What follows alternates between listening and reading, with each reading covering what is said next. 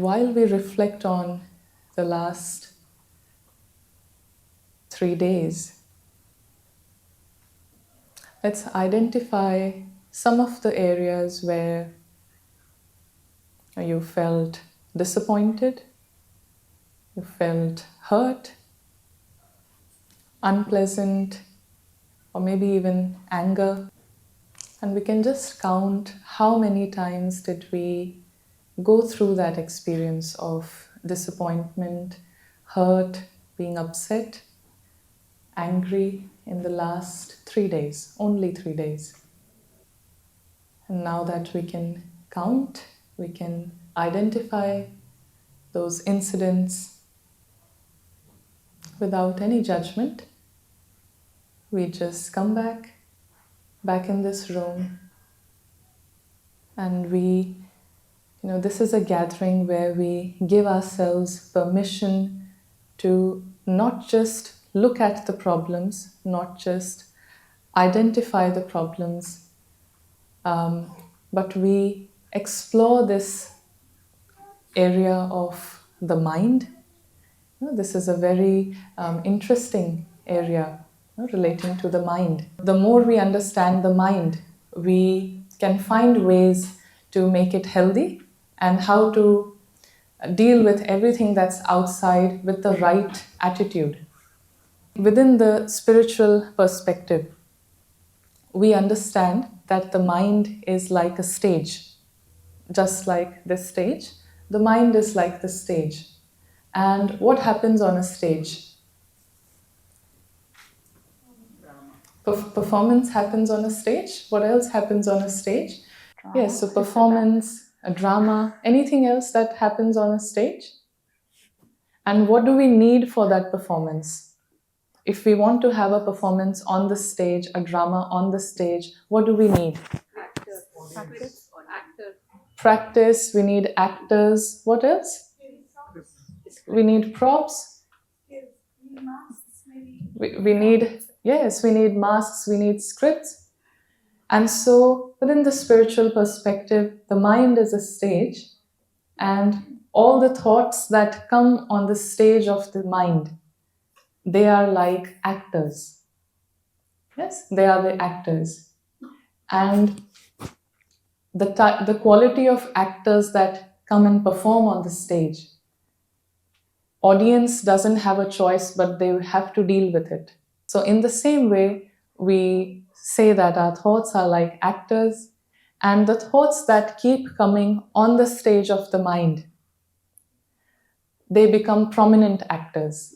Yes? So the actor wants to, one of the actors, or we're having a musical performance, and one of the performer wants to play his drum the loudest, and he gets on the stage and he beats his drum the loudest. So every other artist is not really heard because he's loud, he's out there, and he wants to hijack the stage. Yes. So in the same way, our thoughts can be like that. They are the actors, and the thoughts that keep coming on the stage, they become prominent, and it's like what we hear, that 90% of our thoughts are cyclic. That's why, we keep thinking about the same thing. Something may have happened 10 years ago, and we keep thinking about it. It's just that the same actor keeps coming on the stage again and again. We know that it's not relevant now. We know that it's in the past. We know that that incident is over, but it keeps, the actor keeps coming on the stage. And if this is the only model that we have, we see that, there's no hope here. We've got a stage, we've got some good actors, bad actors, and the good thoughts, the bad thoughts, and any thought that we have allowed to keep coming on the stage can hijack the stage, and we see that there's not much hope in this sort of model. But this is where our spiritual perspective comes in. And so we have the stage, we have the actor. Who else is involved when there's a performance going on? Yes, anyone else? Director? Yeah. Yes. And so what's the job of the director? he would direct the actors, right? So the director is there and he decides what goes on stage, who's going to perform, in which sequence. And so all of that is the role of the director. And in the case of our inner world, we also have a director, which is called the intellect. So intellect is not intelligence, but intellect in Sanskrit, it's called buddhi. So intellect, the area, the faculty of the being which has a choice, which decides. So there is a faculty in all of us, which is the intellect, which decides. It is allowed to make choices. And this is where all the hope comes in for transformation. So we have a director, and the director can any second decide, choose what goes on the stage. And so what we practice is awakening, making the director conscious. If the director is unconscious, imagine he's late for the performance or he's unconscious. Anything can happen on the stage. But what we'd like to do here is we work on the director, the intellect which is present in all of us. It is just like a muscle which is present in everyone, but the more you exercise that muscle, it becomes stronger. Yeah, it becomes stronger. It becomes more powerful. As the director is awakened, the director is conscious, we will have a performance that the audience actually enjoys. We can create a performance that the audience is always happy with. The audience would like to see such a performance. And for this director, what he needs to have, for any director, he needs to have a full picture or the bigger picture. He needs to have a clear picture of what it is that we want to do, what it is that we are going to offer to the audience. Yes? So in this case, we know that all of us, within the spiritual perspective, we're all travelers. Does anyone think that we are permanent here? Do we all know that we are going through a journey? Do we all agree to that?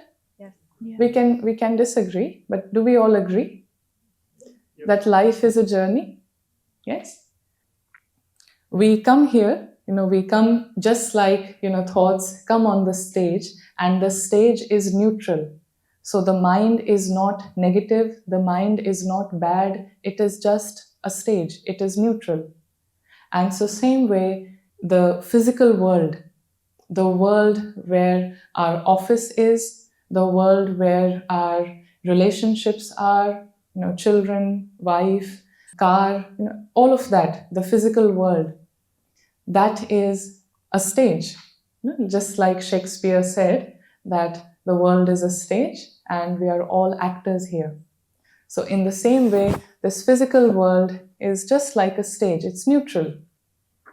And so the actor, in this case, the being, the soul, the energy, the eternal, immortal energy comes on this stage. Yes? And it comes on the stage. We know that we are on the stage for a short time or a temporary time. And when we say that we are here for a temporary period of time, in other words, we can say that we are guests here. Do we agree that we are guests here? Who would say that we are guests? So we are all guests here. Just imagine that you have someone come over to your, just like this hall. So we all know that we are here for some time, 1 hour, 2 hours, and then we'd go back. Yes, it's simple. And if we have a delay in starting the show, or we finish time that we're going to finish is 7:38, but we finish at, let's say, 7. Is it a problem? Is it a problem for those who have come? No, they know that they are here for some time, and if you finish 5 minutes early, not a problem, it's okay. Because we know the attitude is that I'm just here for some time and I'm here to enjoy. If it happens 5 minutes early, I'm happy to leave. All good. And so in the same way, a guest knows that I'm going to a certain place for a fixed amount of time or some time. He is aware that he has an exit. Imagine a guest who comes to your house and forgets that he has to return. Yeah? And you see him wake up every day, have porridge, go about his day. So it's 3 days now, it's 4 days now, and you're looking at him and he seems very happy and he's home. Yeah. And after a while, he starts to call, your car, his car, and he's like, he takes up the keys anytime, I'm going for a drive. And so he's really at home. Would you like such a guest? Who would want to have a guest like that? And so, we say that some people spread happiness wherever they go. And some people spread happiness whenever they go. So as soon as they leave, it's great. And so that's the quality of a guest who has forgotten that he's a guest. He would start to unknowingly claim things which are not his as his. He would start to claim physical things, he can start to claim relationships, and the more he claims, the more a guest claims that this is my, this is my, this is my, what happens is that it creates an invisible thread that gets attached to whatever the guest feels is mine. Yes? So this attachment, what it does is this acts like a bondage. Yes? It acts like a bondage. Wherever I have, attached myself, now that thing, that person, that relationship, whatever, is now the master. Yes? And I am subservient to that master. I am the slave. And this physical world that we are dealing with, very interestingly, it works on many, many laws, but we are going to look at two basic laws that this world, this physical world works on, which has all our relationships, which has, our office, professional life, everything. First law is that everything that has started, it has an end. So an end is guaranteed for everything. You have this program going on, this will end. Certainly, this has to end. We have a career going on. Certainly, there will be time that it will come to an end. When we say that everything that starts certainly has to end, there is a second law that comes along with it. Can anyone guess the second law? Let go. Yes. Yeah. What's the law of that this physical world is operating on? Yes, I did hear change. Yeah, change. So change is the constant.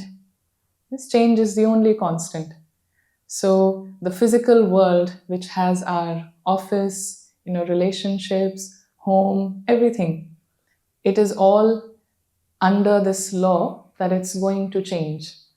It has to change. Do you like change? It's not more about do we like change or do we not. That's the law. It's like asking, do you like when things fall, they fall down? Do you like that? It's just that it's a law that the more we are aware of, we are sensible about what we are dealing with. Yes, we'll be very sensible about what is in front of us. So this is the law. Change is the only constant, and everything that starts has an end. With this, another law that is constantly working is also that because change is the only constant, things outside can be unpredictable. When we are aware about these three laws, yes, that's where what happens is, first thing is that the attachment, that element of attachment, which brings about this sad, bad, and mad, that decreases. The attachment increases. And first thing that a guest feels, a guest knowing that he has an exit and he is here just for a short time, and whatever happens in that short time is changing, it can end, I can be asked to leave 5 minutes early, all of that. Then this guest, first thing that he experiences whilst being a guest is security. First thing that the mind experiences is security. And what psychology says is that all of our unpleasant emotions are because of feeling insecure. Because anytime that I'm attached with something, I'd feel insecure for this to change. Because I have created my sense of security on this, and if it changes, if it ends, then I feel insecure. And so the guest, if he remembers that he's a guest, it brings security. And with security, what happens is it brings out the best in you. Anytime that we have experienced the worst side of someone, or we have seen the worst side of ourselves, it's because of being insecure. Yes. So insecurity automatically brings out the worst side, and security automatically brings out our best side. So our best side, meaning that you are light, you are creative, you can think of solutions, you can concentrate, all of that, lightness, happiness, appreciation. Yes. A guest, people feel that if I am a guest at my work, how will we work? Do you feel that? If tomorrow on Monday you walk into your office and I'm a guest, and would that create problem? Yes? Do we? Is that a problem if you go to your, go back to your partner today and you say, well, I'm a guest here, and this is it. I'm a guest. Yeah? Would you think, is that a problem for the relationship? Is that problem for your work? Yes. Yes and no. Why yes? Why? Why is that a problem? If I feel I'm a guest, why is that a problem? Because when you're a guest, you don't take responsibility. Okay, you don't feel. Yes. You're relaxed and So, you don't take responsibility. Yeah, one of our, we'd call it a belief that if you're a guest, you are not responsible. When we said that, when we have a guest, just imagine this scenario where you've had guests come over to your place and you're having a great time. Yes, just think of a guest where they've come over, you guys are having a great time, and throughout the whole trip, both parties are enjoying, both parties are happy. Can you think of a time like that where someone has come? Yeah, yes. Well, you ask your guests to come in, make yourself at home, and you really don't want them to make themselves at home. I think that I'm not going to, now I think about it. That's a very accurate reflection of how unconsciously we can say some things, and we sort of create that culture in our society, something that we don't want, keep verbalizing it somehow. So anyways, when we think of a time when some guests have come over and we're having a good time, or we have gone to someone's place as a guest, do you feel irresponsible? Like if we are having dinner, after the dinner, do you just go on your couch and relax, or you'd want to help out, you want to contribute in some way? If you've been a guest at someone's place, do you just make yourself at home? Or do you actually feel responsible to contribute? So it is a bit like something to try, something to experiment with, that whenever we are in the consciousness that I am a guest, it brings out a side in us that is actually very responsible. And whenever I have forgotten that I am a guest, whatever I am doing, it may appear right, done on time, but it's done with subconscious panic and tension and stress actually. If we actually think about it, wherever I feel that I'm not a guest, the energy that we're operating is from stress. You have deadlines to meet, you feel obliged, you feel that we are operating from an attitude that I have no choice, I have to do it. It is my duty, my responsibility. So on the outer level, we may be delivering everything on time, finishing our duties, everything correct. But inside, the inner world is experiencing immense stress. It is under obligation. Sometimes you want to impress, sometimes you want to appease, please, and it is working from a very inauthentic manner. And actually, when we are a guest, when we say we are a guest on this planet, let's say, you become conscious of how we use things. You feel that none of this belongs to me, so I need to take care of it. Yes? I mean, this is in regards to a guest who knows that he's a guest. A guest that not so good guest. He would like to manipulate or do different things. But a guest who actually feels that I am a guest, knows that I'm here for a certain time, I have an exit, and he is responsible and he'd like to contribute, he appreciates. And so what we do here, the meditation, what we do here is just playing with this idea, just coming back to this fundamental truth and the law that I am a guest here. And so I can spend 24 hours taking care of everything, planning, deciding, planning the future, everything. But if I give myself permission to come back to this truth just for 15 seconds, that, right now, right in this moment, I acknowledge, I remind myself that I am truly a guest. In whatever is happening outside, I am a guest. Truly, absolute truth is that we are all guests here.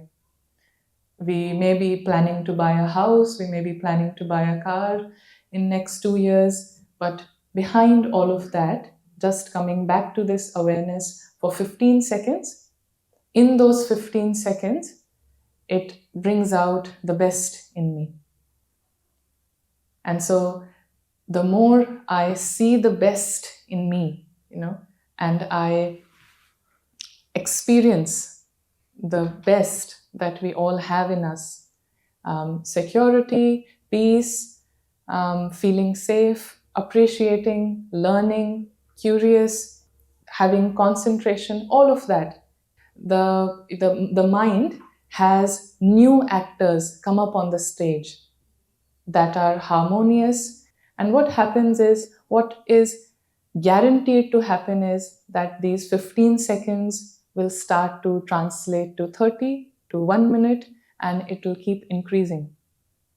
And all the cyclical patterns and all the cyclical thoughts that I've had, the negative patterns, the insecure ones, wherein there is jealousy, there's competition, there's blame, there's complaint, all of those bullies, all of those bad guys, they don't get to perform on the stage as much. They sort of start to allow new actors to come on the stage.